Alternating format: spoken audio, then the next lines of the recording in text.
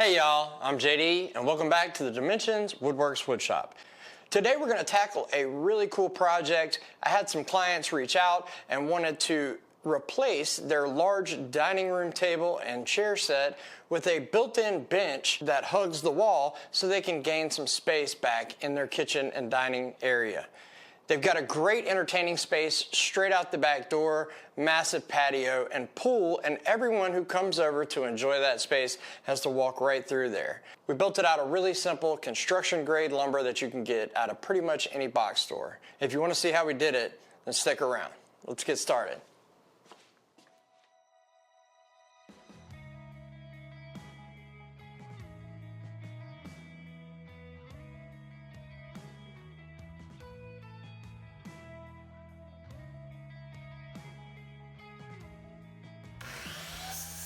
So to get started, I wanted to begin the construction of the frames for the bench.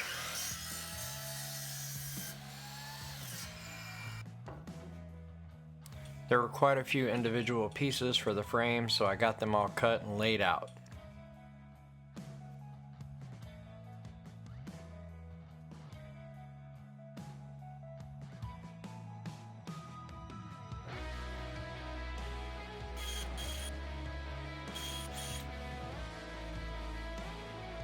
So I just went really simple with the joinery on this one because all of this is going to be covered in the finished build, and just chose to do pocket holes to join the pieces of the frames together. Then, along with a little bit of glue, those screws hold the joint together nice and tight.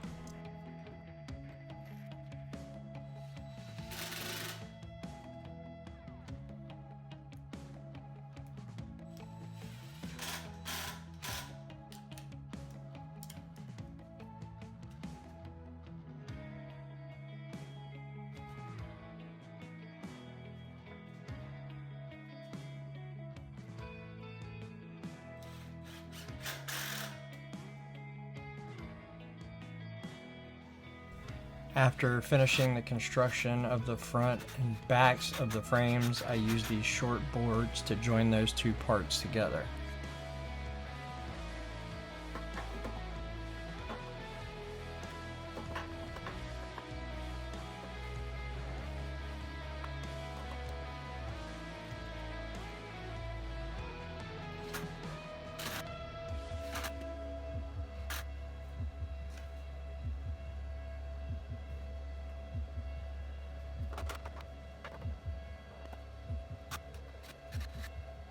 I added additional support to the corners and along the length of the frame of the bench because it will be carrying the weight of a grown person sitting on it.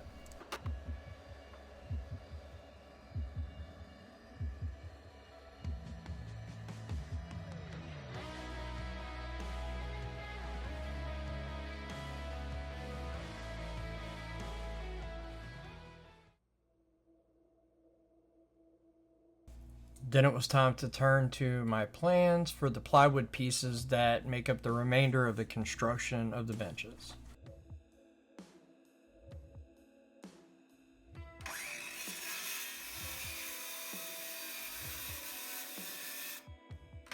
I used a circular saw first to cut oversized portions of all of the plywood parts, and then took them over to the table saw to get the final perfect cut.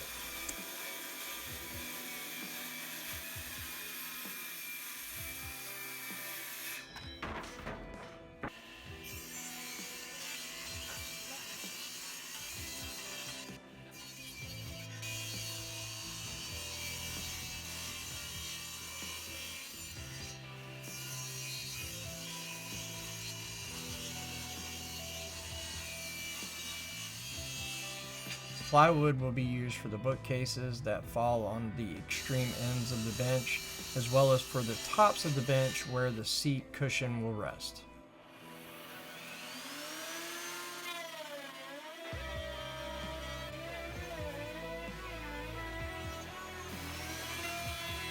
I used a straight bit on the router to create rabbets so that all of the plywood pieces would interlock and get a really nice strong joint for all of the bookcases on the end.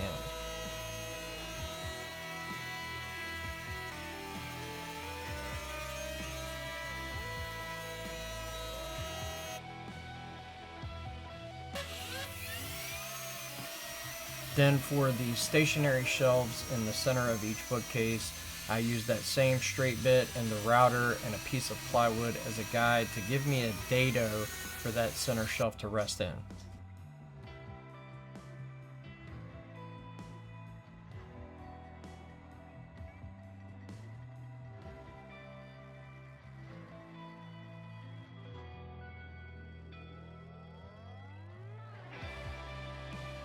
I applied wood glue, and then you can see I masked off those areas where I would have a lot of squeeze out to make the cleanup easier later.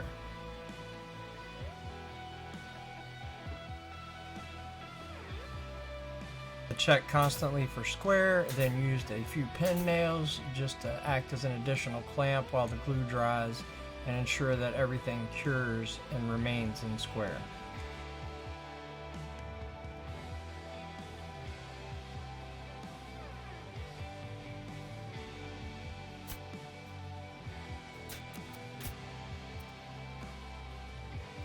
Then it was time to fit all of the parts of the bench together so that I could finish the construction of the face of the benches as well as the tops.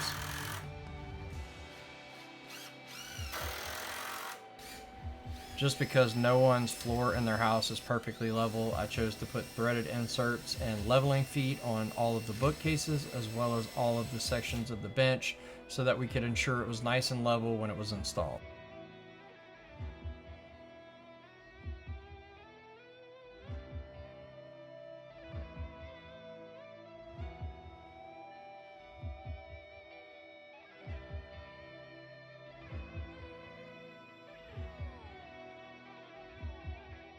Then it was time to add the remaining hardware so that the bench lid could be lifted and the inside of these benches could be used for additional storage in the kitchen area.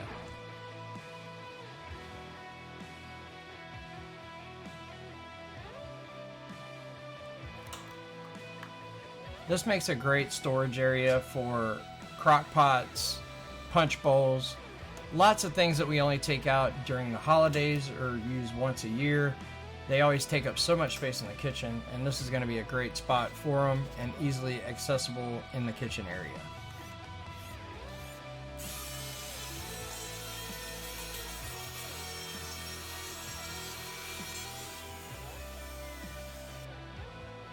I used a trim router with a straight bit and some chisels to clean up the mortises for the hinges so that the tops of the benches can sit perfectly flush.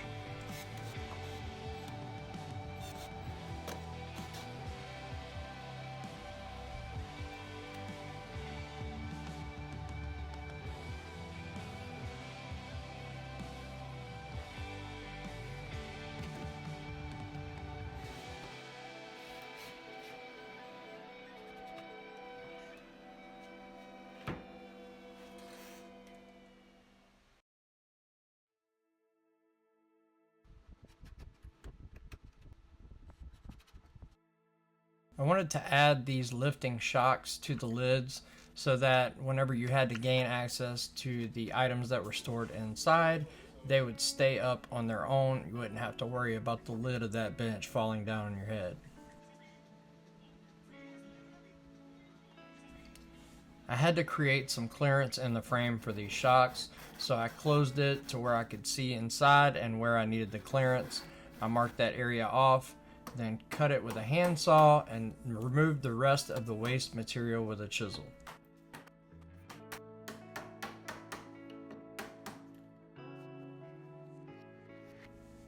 Ensure that everything has a good fit and the lids open and close properly, as well as the travel on the hinges, and you're ready for the next step.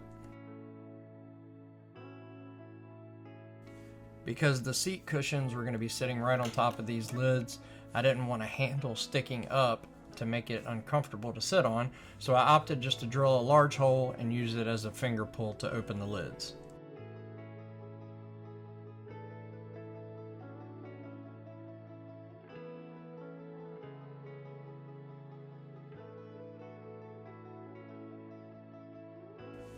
Now it's time to add the facade, or the front of the bench, the portion that would be facing out away from the wall.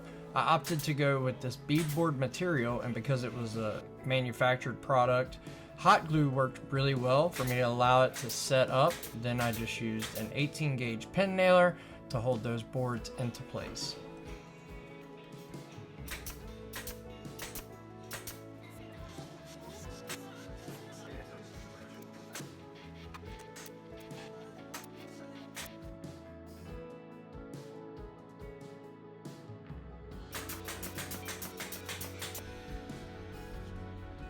Then, to ensure that the beadboard material was exactly flush with the top of the bench, I used a flush trim router and cut it all the way around until I got to the corner where you couldn't reference the flush trim router.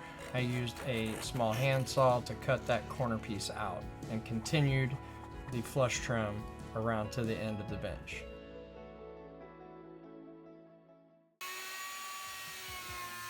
Now for the small pieces that will become the face frame for the bookshelves.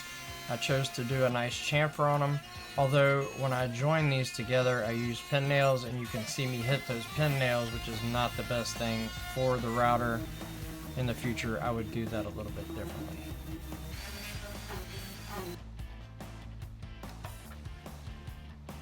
Then it was time to prepare everything for finish, so I removed all the hardware and began the sanding process all the way up to the finish sand on all of the pieces that would be exposed and would need paint.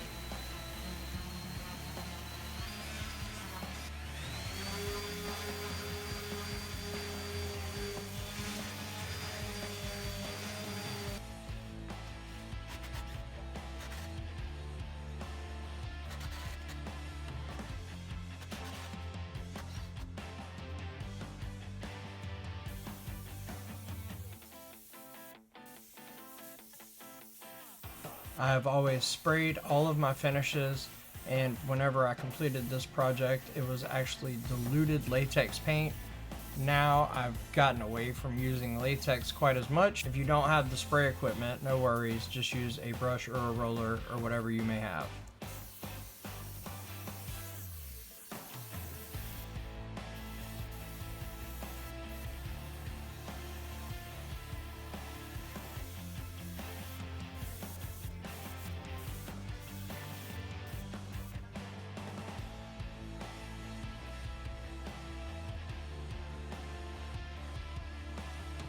To attach the face frames to the bookshelf portion of the bench, I just used a little wood glue and some clamps, a couple pin nails in there as well, just to hold those while that glue cured.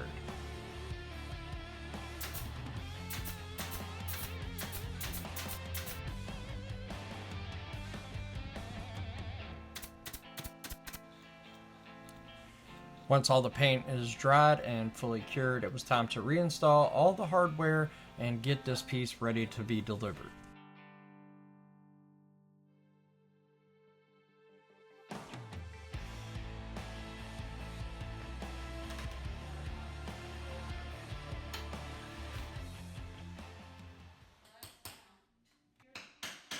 Step one in the install was to remove the baseboard and the shoe molding, because we want the bench to sit flush up against the wall. It falls quite short of the chair rail, so we didn't have to worry about that, but just make sure that you use a razor knife, cut the caulking away from the wall, and then slowly pry those boards out of place. Then when I got to the areas where the bench was going to rest, I cut them with a multi-tool.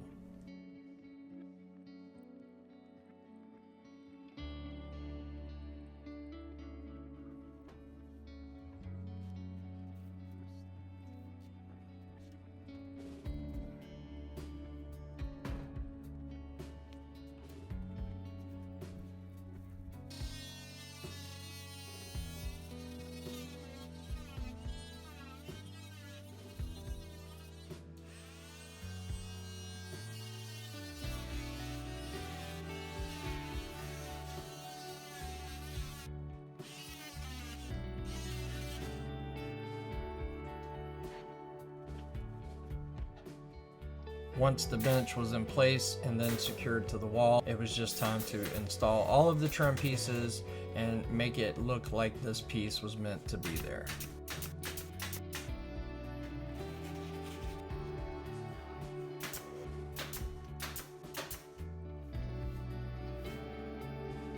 The clients had these cushions custom made, and that's why I chose to go with the gray face frames on the bookshelf ends, because I knew they were going with gray cushions. All in all, I think it turned out great, and it gave them so much more space in their kitchen and dining area.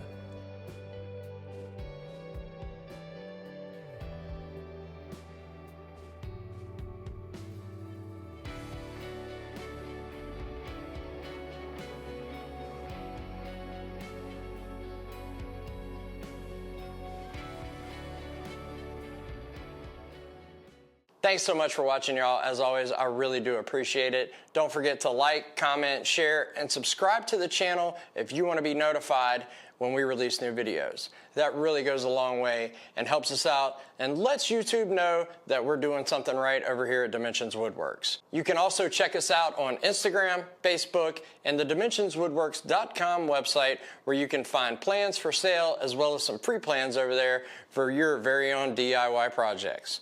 And until next time, don't forget to get better every day.